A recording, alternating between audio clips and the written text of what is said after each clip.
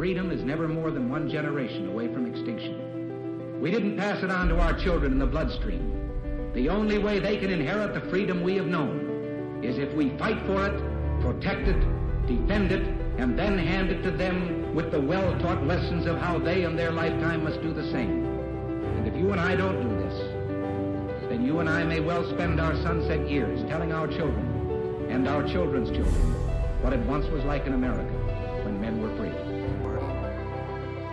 Welcome back, everyone, to Patriot Coalition Live. I'm Matthew Nugent. And I'm Jason Morochek.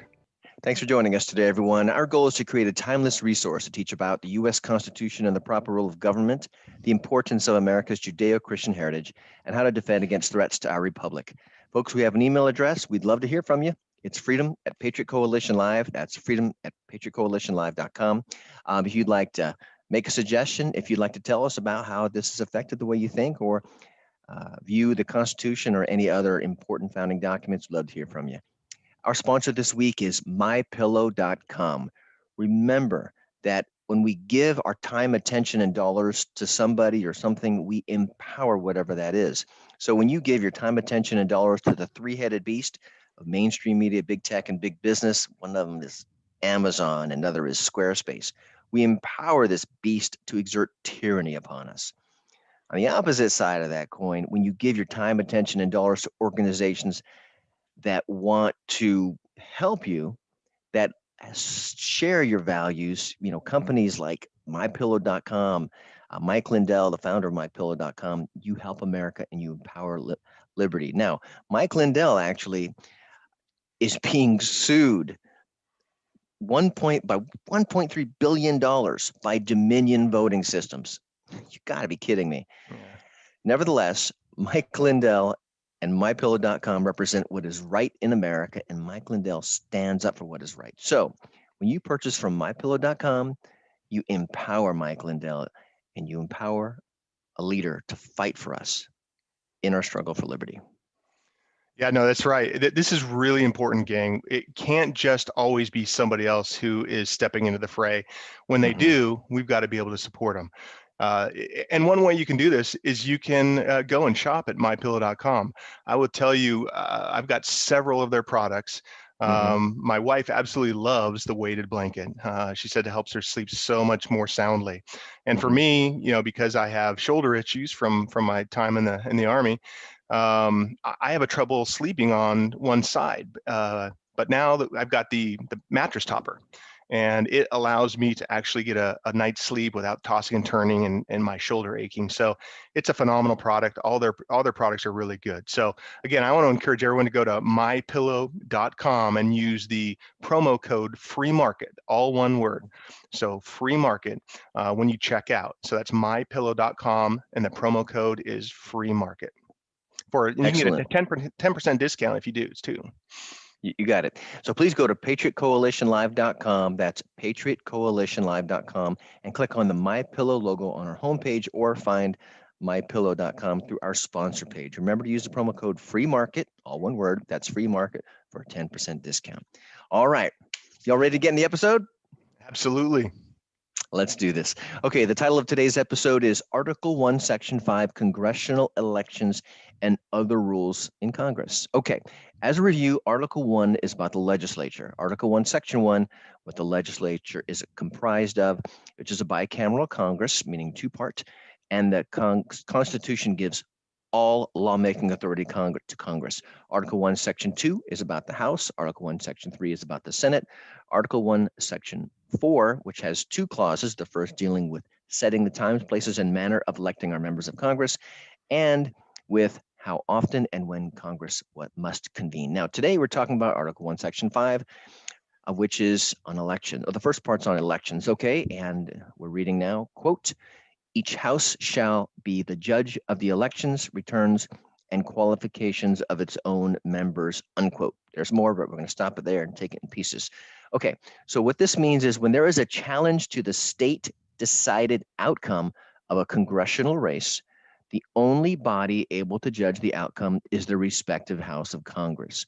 Meaning, if there's an issue with the House vote, a representative, the House will address it. If there's an issue with the senatorial election, however, the Senate, or respectively, the Senate will address it. Okay. Now, not even the Supreme Court may intervene in rendering an opinion unless it is only to direct the matter to the respective House of Congress. Right. So, what this means is literally a House of Representatives, Speaker of the House, could lead the House and eventually nullify results. Now, that doesn't mean necessarily that they will decide the results. Once the result has been nullified, the rest of the Constitution takes over on how to deal with the vacancy. Okay. This section of the Constitution is playing out right now in Congress because in Iowa, a Republican representative won by only 6 votes. That's There were amazing. that's incredible, 400,000 votes cast, and it was won by 6. So all those grassroots organizations out there, shout out to Charlie Kirk and his Turning Point USA. God bless that guy and his organization. They were critical there. 6 votes, and the Democrat that lost is challenging the results of the election and saying there were only 22 votes. Excuse me, that there were 22 votes that were not counted, and if counted, would make the loser the winner. Okay. And they're challenging it by sending a letter to Congress, right? Which is specifically sent to Nancy Pelosi. So that's how they're dealing with this, just like the Constitution prescribes. Yes. So that begs the question. So, Jason, my question for you is: can a majority in either the House or the Senate then overturn any contested election?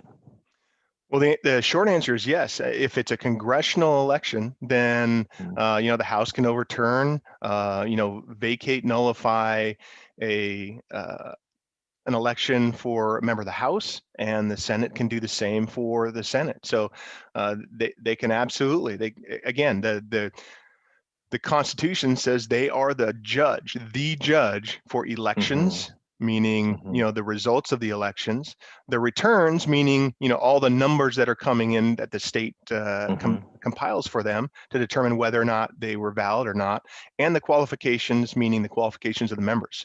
So they are the last stop, the last judge, as it says, for any election for a member of Congress. You got it. So moving on to the next or the rest of this portion of the Constitution, quote, and a majority of each House, meaning both the Senate and the House, shall constitute a quorum to do business, but a smaller number may adjourn from day to day and may be authorized to compel the attendance of absent members in such manner and under such penalties as each House may provide, period, unquote. Now, what a quorum is, it's an official term meaning the minimum number of members required to conduct official business. Okay. For example, say you've got a homeowners association and there are 500 members. That organization could say, we only need 10 people here of the 500 to vote on business. Okay. So the quorum would be 10 people present. Now, it could be 20%, it could be 60%. Okay. So a quorum just means the minimum number of members required to conduct business. The Constitution here is setting the quorum officially at a simple majority, which is 50% plus 1. Jason, why is this important?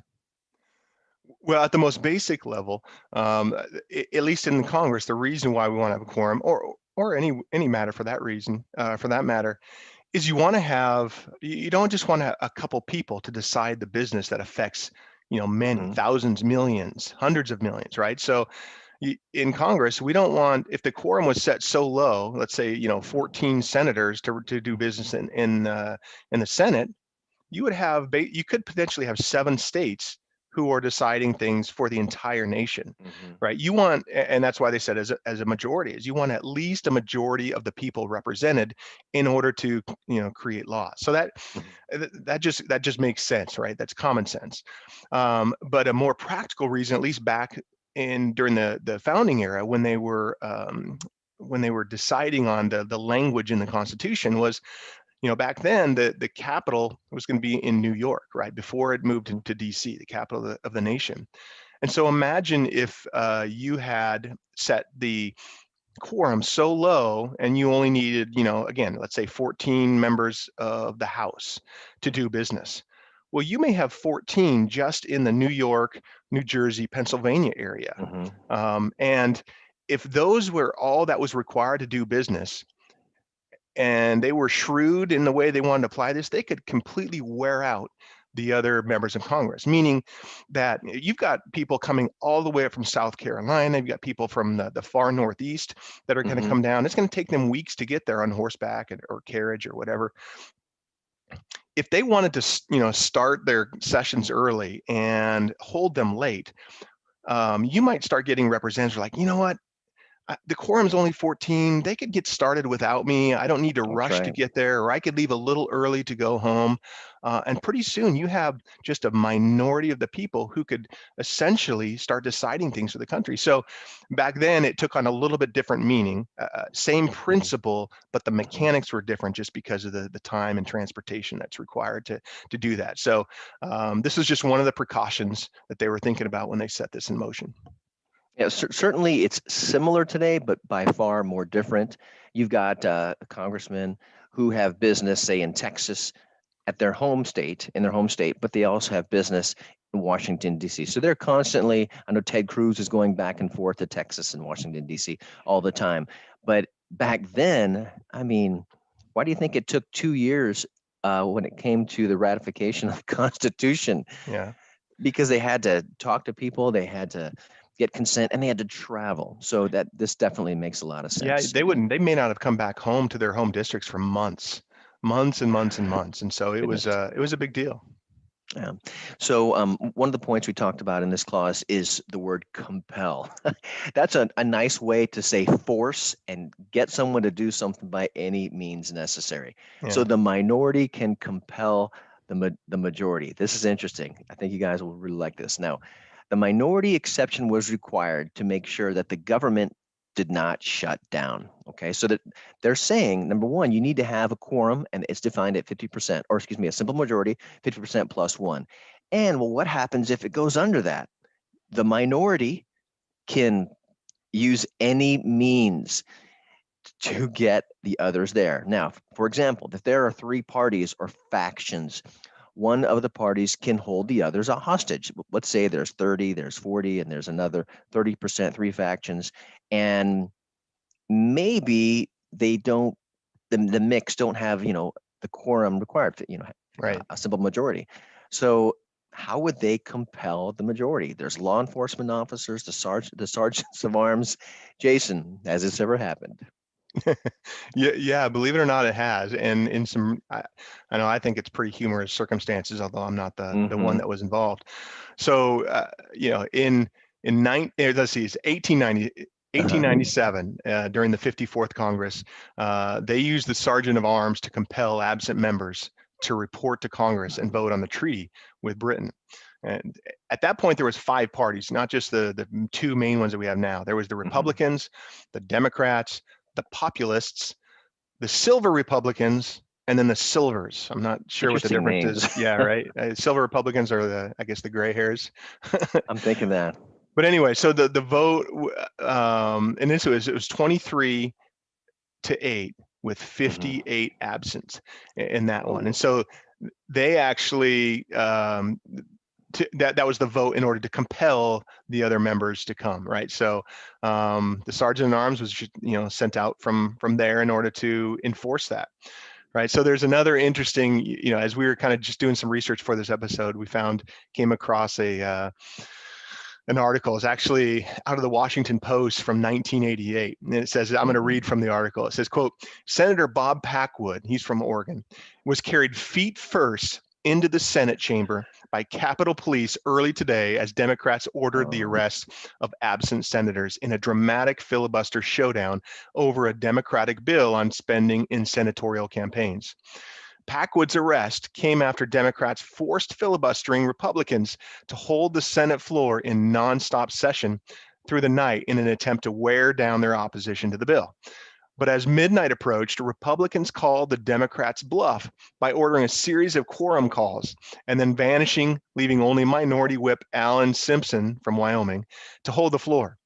Democrats were unable to muster a quorum on their own, and in a highly unusual move, voted to have the Sergeant at Arms arrest absent senators in a move to keep the Senate in session until a quorum of at least 51 senators could be obtained. So you can Oh. imagine, I just have this vision of Sergeant at Arms and his crew like manhandling this guy feet first. He's struggling coming into the halls of Congress. It's hilarious. So this is a really, I mean, it's not used often. Like we just saw here, 1897, and then about 100 years later in 1988. It doesn't use often, but it's important. Imagine you could just have a majority party just say, you know what, we don't want to do anything, or we want to avoid any good legislation happening, or what they consider bad legislation, and they could just sit things out and nothing could be done. So this is, again, as we talked about in our last episode, this is tantamount to essentially dissolving the country, because you can't make laws. The country is made on the laws, and so they had to insert some text in the Constitution to make sure that business could continue. And that's why they allowed the minority to have this power. So let's talk about the next clause, which actually deals with the rules in Congress. It says, each house may determine the rules of its proceedings, punish its members for disorderly behavior, and with the concurrence of 2/3, expel a member. Right. So these are some pretty pretty harsh words, right? They can expel a member. So let's talk about the rules first. So as it says, each house gets to determine its own rules for its proceedings. And the way they do that, actually was when Thomas Jefferson was a vice president. He was trying to figure out what his role was going to be in the Senate as the president of the Senate. So he came up with a manual, if you will, of rules that he thought that they should abide by. And today that those rules are still used in the House. I think they're doing some different things in the Senate now.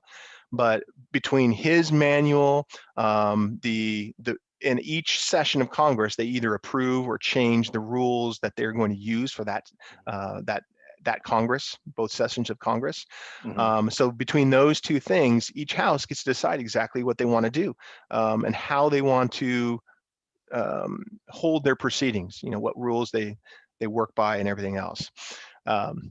So they can do anything they want that is according to their own rules. When I say they mean each house of Congress, the House and the Senate. They can do anything they want that is according to their own rules and not in contravention to the Constitution. For example, they can censure anyone with a simple majority vote, for example, but a simple majority vote can't expel a member because 2/3 of the Constitution is required. 2/3 vote is required by the Constitution to expel a member. Okay. So it just goes to show you that Congress has a lot of power and a lot of interesting rules too.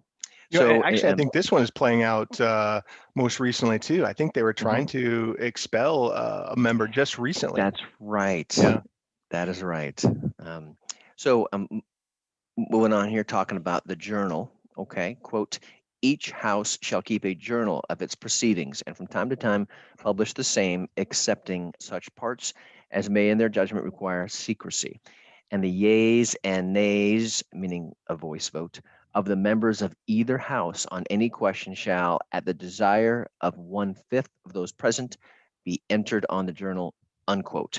When it's entered on the journal, it's recorded for everyone to see.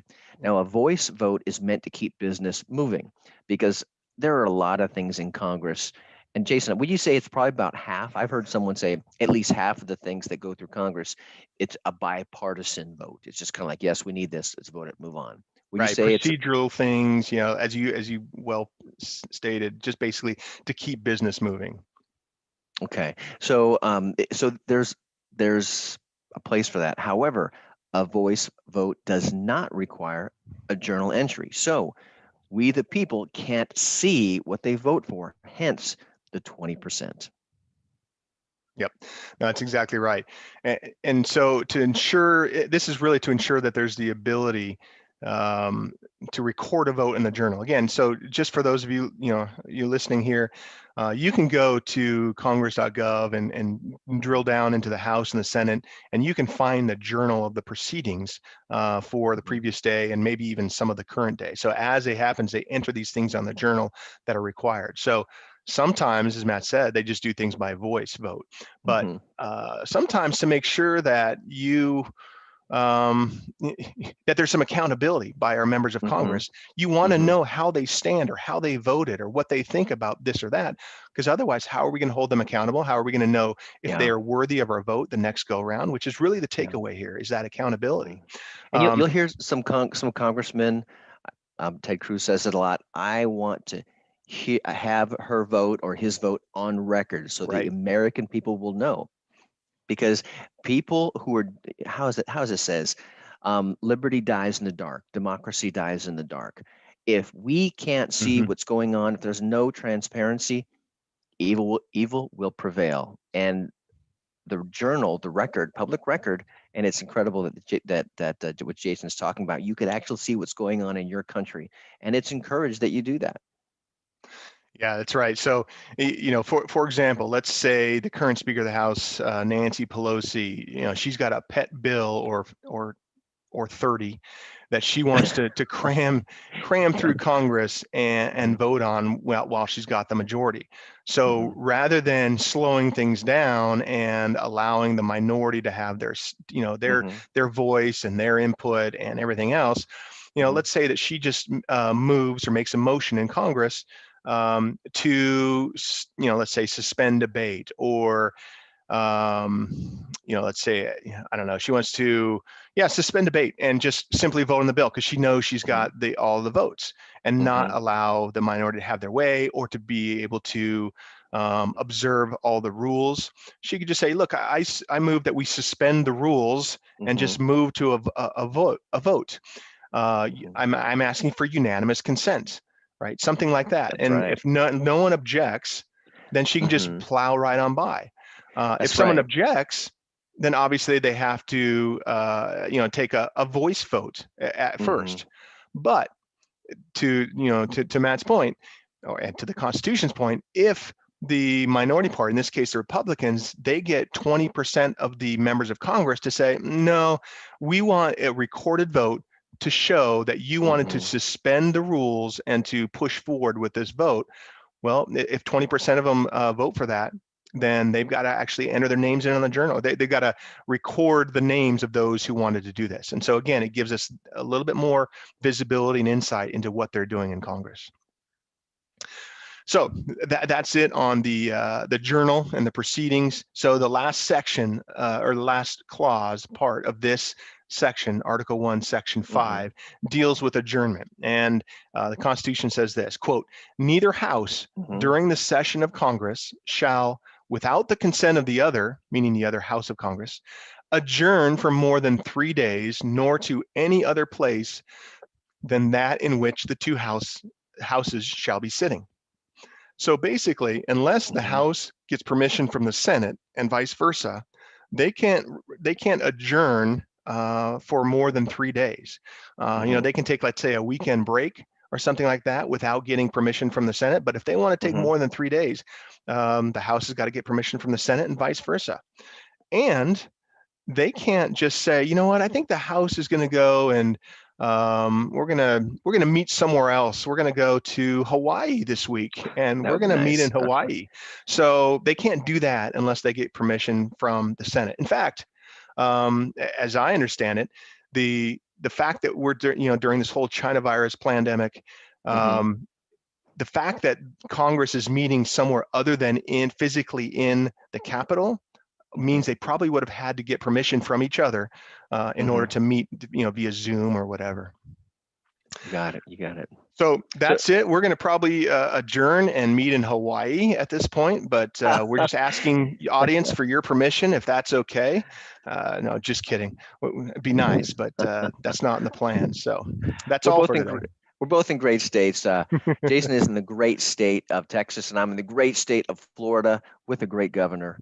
Governor Ron DeSantis. Yes, sir. So, yeah. So great work today, Jason. Folks, remember your time, attention, and dollars matter, and where you spend them matter. If you spend your dollars with Amazon, you're empowering Amazon to cancel and censor people with conservative principles, and you're helping give billions, that's billions of dollars, to the enemies of liberty. Now, when you shop with freedom-loving businesses like our sponsor, mypillow.com, you weaken those who mean to do us harm, and you empower freedom-loving companies, and you help us out in this podcast too. So please go to mypillow.com and use the promo code FREEMARKET, one word, very important. That's FREEMARKET, all one word, and you help us out in this podcast too. So if you're not already a regular subscriber to our podcast, please, where you get your podcast, places like iHeartRadio and Spotify, please subscribe and give us a 5-star rating. We appreciate that. So thanks, everyone. We'll see you here next time. Bye, gang. Bye now.